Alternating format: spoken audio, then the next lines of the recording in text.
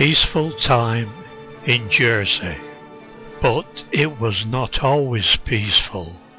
It was June the 20th, 1940, military chiefs of staff in Berlin transmitted a radio message to their operational commanders. The capture of the British Channel Islands is necessary and urgent. The Channel Islands were occupied by Germany from 1940 until their liberation of the 9th of May 1945. The Germans were anticipating a swift victory over Britain. The occupiers experimented using a very gentle approach which set the theme for the next 5 years. However, as time progressed, the situation got gradually worse, ending in near starvation for both occupied and occupiers during the winter of 1944 and 1945. Since the declaration of war by the United Kingdom against Germany on the 3rd of September 1939, very little had changed in the Channel Islands. Conscription did not exist, but a number of people left for Britain to join up as volunteers. The growing and tourist trades continued as normal. The British government relaxed restrictions on travel between the UK and the Channel Islands in March 1940, enabling tourists from the UK to take a booking for holidays in traditional islands resorts, and the war was moving swiftly towards the islands. On the 11th of June 1940, as part of the British war effort in the Battle of France, a long-range RAF aerial sortie carried out by 36 Whitley bombers against the Italian cities, and 2 bombers were lost in action.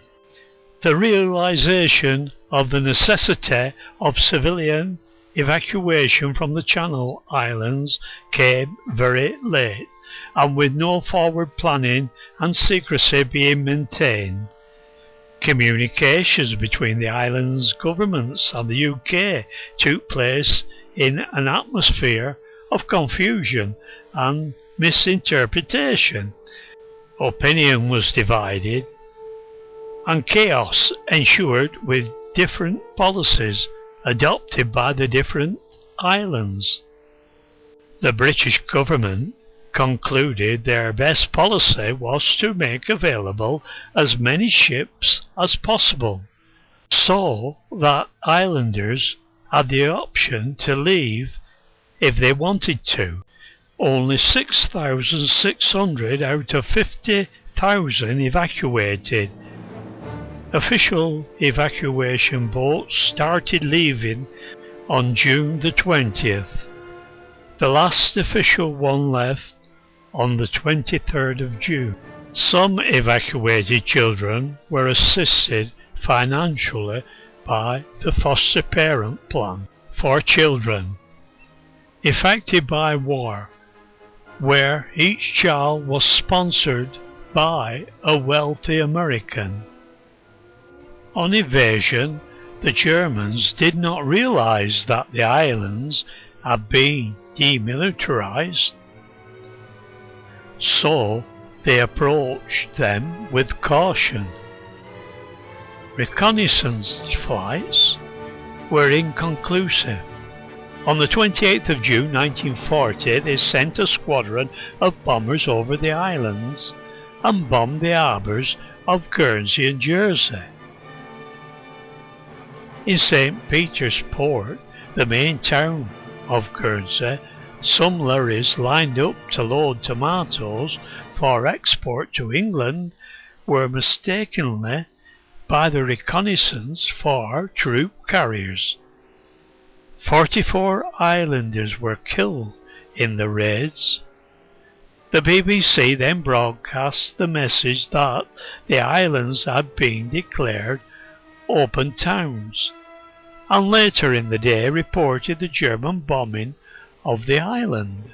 While the Wehrmacht was preparing to land an assault force of 2 battalions to capture the islands, a reconnaissance pilot made a test landing at Guernsey, deserted airfield on 30th of June to determine the level of defence. He reported his brief landing, which came to the decision that the islands were not defended. A platoon of Luftwaffe airmen was flown that evening to Guernsey by Junkers transport planes of the Guernsey police, went to the airport carrying a letter signed by the bailiff stating that this island has been declared an open island by His Majesty's Government of the United Kingdom, and it was said there was no armed forces of any description. The bearer has been instructed to hand this communication to you. He does not understand the German language. He found that the airport had been taken over by the Luftwaffe. The senior German officer was taken by the police in a car to the Royal Hotel, where they were joined by the bailiff, the president of the controlling committee, and other officials, and Jersey surrendered on the 1st of July. The German forces quickly consolidated their positions. They brought in infantry, established communications and anti-aircraft defences, established an air service with mainland France, and rounded up British servicemen who were on leave. The view of the majority of islanders about active resistance to German rule was probably expressed by John Lewis, a medical doctor on Jersey. He said any sort of sabotage was not only risky but completely counterproductive. More important still, there will be instant reprisals on the civilian population who were very vulnerable should the islanders take risk. Life as a civilian during the occupation came as a shock. Having their own governments containing to govern them softened the blow and kept most civilians at a distance from their oppressors. As the war progressed, life became harsher and morale fell, especially when radios were confiscated and when deportations took place in September 1942, following the 6th of June 1944. Liberation became more likely in the popular mind, but the hardest times for the civilians was still to come, as the winter of 1944 and 45 was very cold and hungry. 4,000 islanders were sentenced for breaking laws, around 2,600 in Jersey and 1,400 in Guernsey, although many of these were for ordinary criminal acts rather than resistance. 570 prisoners were sent to continental prisons and camps, and at least 22 people from Jersey and 9 from Guernsey did not return.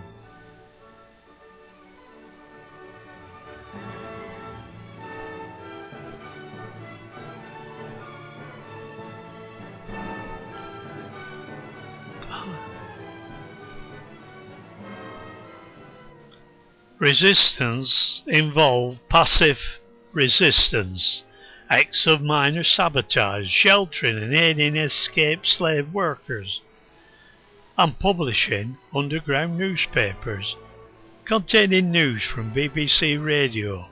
There was no armed resistance movement in the Channel Islands. Much of the population of military age had already joined the British or French armed forces because of the small size of the islands.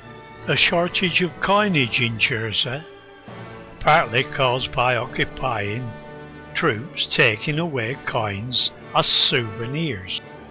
The RAF carried out bombing raids in 1940. Even though there was little but propaganda value in the attacks, the risk of hitting non-military targets was great, and there was a fear of German reprisals against the civilian population. 22 Allied air attacks on the Channel Islands resulted in 93 deaths and 250 injuries, many being OT workers in the harbours or on transports. 13 aircrew died. There were restrictions on the island. The Germans issued orders imposing new laws on the resident islanders. As time progressed, additional laws restricting rights were posted and had to be obeyed. The restrictions included confiscation of weapons, boats, radios, motor vehicles, and restrictions on fishing, drinking spirits, exporting goods, changing prices of goods. Changes were made to drive on the right of the roads, rations, clocks had to be put right to German time, there was a curfew, the exchange rate to Reichsmarks, there was a census, and identity cards were needed. A 60-centimetre line ran along the west coast, and another was laid out heading east from St. Hilary to Gora. The first line was opened in July 1942, the ceremony being disrupted by passively resistant Jersey spectators. The Germans built 4 camps in Alderney. A small number of foreign and British Jews lived on the Channel Islands during the occupation. Most of the Channel Islands Jews evacuated in June 1940.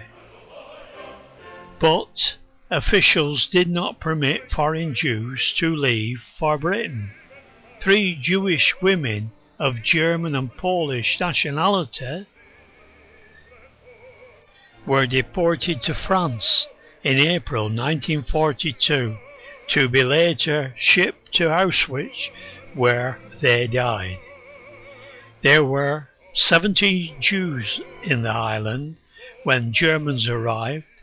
Soon after the German occupation, officials issued the first anti-Jewish order in 1940, which instructed the police to identify Jews as part of the registration progress. Island authorities complied, and their registration cards were marked with red J's.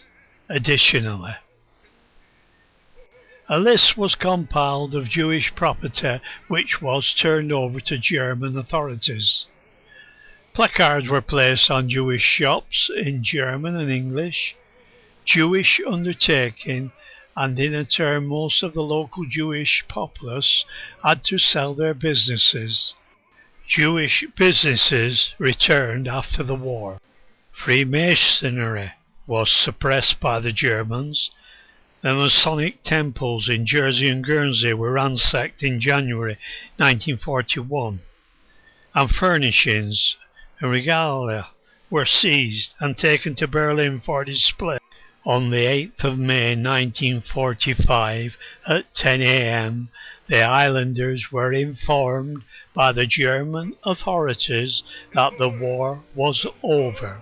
Churchill made a radio broadcast at 1500 hours during which he announced that hostilities will end officially at 1 minute after midnight tonight, but in the interests of saving lives by ceasefire will begin yesterday to be sounded all along the front, and our dear Channel Islands are also to be free today.